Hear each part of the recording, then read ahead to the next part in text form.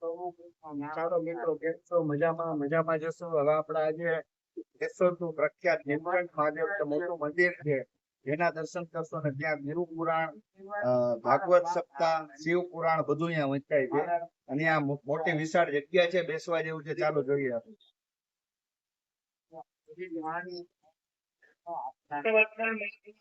જલ્દી વેળાએ કૃપા કરી મને ગુહ્યતમ જ્ઞાનનો ઉપદેશ નહીં. કે જે જ્ઞાનનો ઉપદેશ સ્વયં ભગવાને પોતાના શ્રી મુખેથી કહ્યો. એ ઉપદેશને લીધે જગતના નિર્માતા ભગવાન શ્રી કૃષ્ણની માયા પ્રભાવ થાય. એ જાણી લેવાથી ભગવાનનો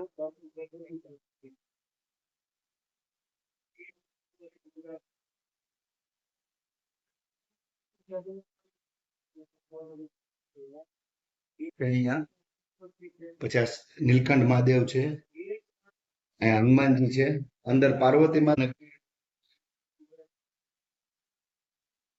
અન્નપૂર્ણા માતાજી છે. અને એની બંને બાજુથી જોઈ શકાય. જો ઓલી બાજુથી અન્નપૂર્ણા માતાજીને દર્શન થઈ શકે. બહુ ભવ્ય ભક્તો બધા ભેગા થાય છે અને બહુ પ્રભાવશાળી હનુમાનજી છે આ.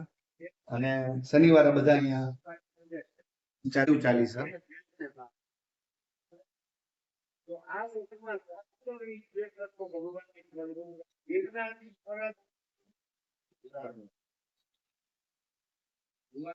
આ ગણપતિ દાદા છે, પ્રભાવશાળી ગણપતિ છે.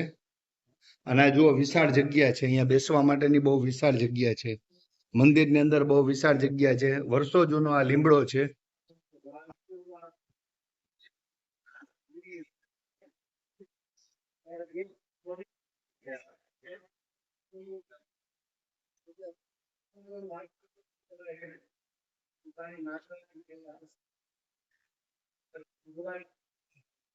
માતાજી છે, દર્શન બે બાજુ કરી શકાય એમ છે. ઓલી બાજુ પીપળો છે, અહીંયા પણ બેસવાની જગ્યા છે બધી.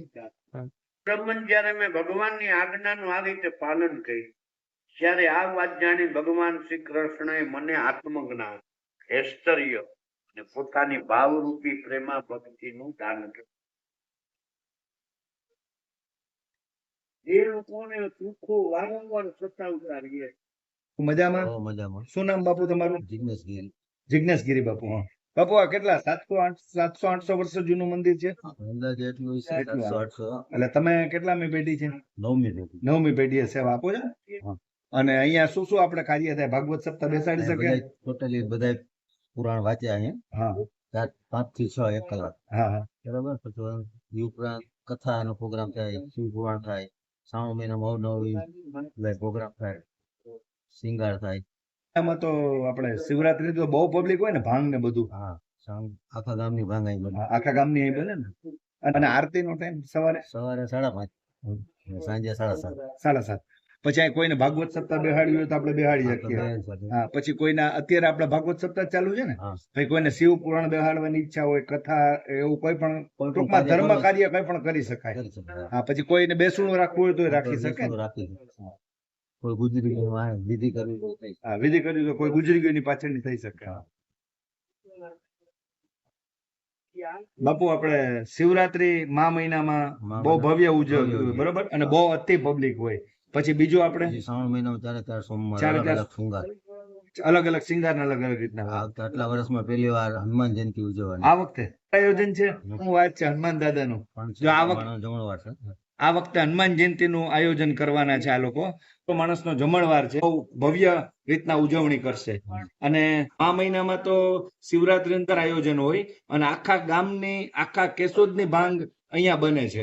અને બહુ બહુ અતિ પબ્લિક હોય છે. આપણા દર્શન કરી ન શકીએ ને શંકર ભગવાનને, એટલી પબ્લિક હોય, માંડ માંડ દર્શન કરીએ આપણે, એવું હોય. અને અહીંયા અત્યારે ભાગવત સપ્તાહ ચાલુ છે, રોજ 5 થી 6 ને ભાગવત સપ્તાહ છે, શિવ પુરાણ છે, એવું કંઈક ને કંઈક આયોજન રોજ ચાલુ જ રહે છે. બરોબર ને બાપુ?